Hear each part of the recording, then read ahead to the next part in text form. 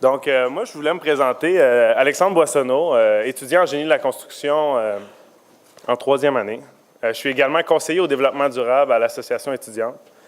Dans le fond, mon rôle, c'est de diriger, si on veut, un comité de gestion qui gère des fonds pour le développement durable. Puis ce fonds-là est contribué par vous, les étudiants, en majeure partie, soit 5 $ par session par étudiant, plus une contribution annuelle de l'ETS. Puis ce soir, on a organisé une rencontre ou un 5 à 7 dans le but de mieux faire connaître ce fonds-là auprès de la communauté de l'ETS. La plupart de vous, je suis certain, ne connaissez pas ou très peu ce fonds. Puis le but de cette soirée-là, c'est vraiment de mieux vous faire connaître ce fonds-là qui peut offrir beaucoup d'opportunités à chacun. Mais ça reste que la mission ultime, c'est de mieux enseigner le développement durable dans la formation de génie. Donc, ce soir, on a la chance d'avoir avec nous M. Dumouchel, directeur général de l'ETS. On a également avec nous M. Doré, le maire de l'arrondissement du Sud-Ouest de Montréal. M. Bourdage, directeur général pour Ingénieurs sans frontières à Québec. On a également M. Tremblay, d'Oxfam Québec. Ricardo Leoto, conseiller technique en développement durable chez Équiterre. Et deux anciens étudiants qui ont fondé le Fonds de développement durable en 2008. Marc-André Beauchamp et Simon Desrosiers. Donc, merci d'être venu en si grand nombre ce soir. C'est vraiment, même à vous dans la salle, c'est très impressionnant de voir autant de monde. On ne s'attendait pas à ça. Donc, en espérant que vous aimez votre soirée. Donc, au nom du comité de gestion, j'aimerais tous vous remercier vraiment. Puis, cette organisation-là de la soirée, ça a été faite en collaboration avec le Bureau de développement durable de l'ETS et le regroupement étudiant Déclic. Donc, juste pour votre information personnelle, cette année, c'était une année exceptionnelle. On a financé plus de 170 000 $ en projets. Puis tout ça, c'est des projets étudiants qui vont ou qui ont contribué directement à vous, à chacun. Puis tout ça, ça retombe directement sur la communauté de l'ETS. Puis personnellement, moi, j'en suis très, très fier. Puis je pense que chacun d'entre vous peut l'être. Puis ce soir, dans le fond, vous allez voir quelques projets. Puis ça peut peut-être vous donner le goût de vous lancer dans le développement durable, puis de voir, en tout cas, un peu plus l'implication des gens autour de vous, qu'est-ce qu'ils font à l'ETS. Donc, si vous me le permettez, j'aimerais quand même laisser la parole à M. Dumouchel, notre directeur général, et à M. Doré pour une courte allocution de leur part. Donc, merci beaucoup.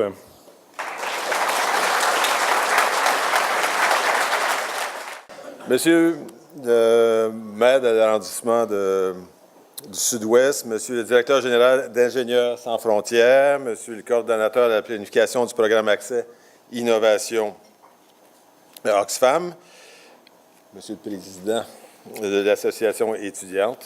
Aujourd'hui, comme le soulignait Alexandre tantôt, on célèbre une formidable réussite étudiante. Puis je suis très heureux de le souligner tous ensemble ici. Puis je suis très heureux de vous voir en aussi grand nombre. Puis je pense que la présence de nos invités d'honneur témoigne de l'importance et de l'intérêt de l'initiative prise par l'Association étudiante de l'ETS.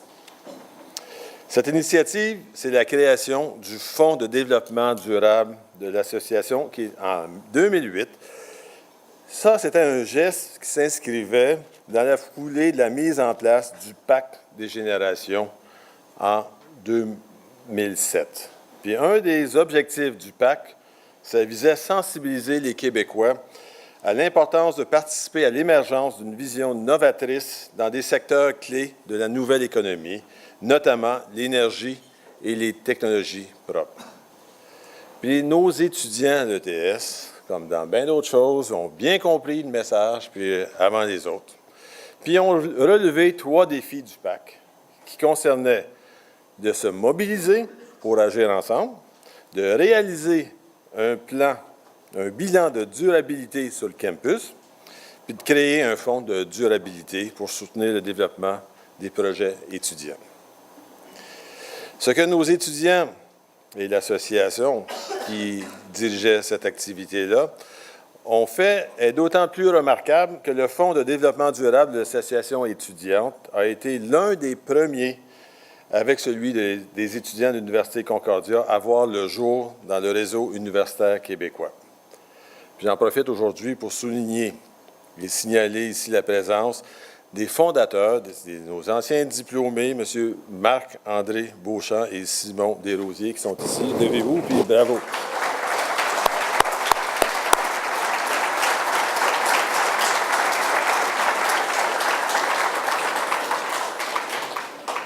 Puis même les diplômés, donc nos anciens étudiants, boivent de la bière encore. C'est bon, je vois qu'une bière devant vous.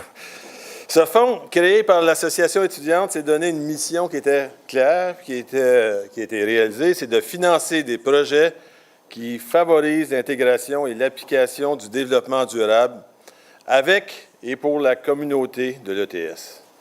Juste pour cette année en cours, le fonds a déjà apporté un soutien important à plus d'une trentaine de projets à l'école pour un financement total de 170 000 $. Merci beaucoup.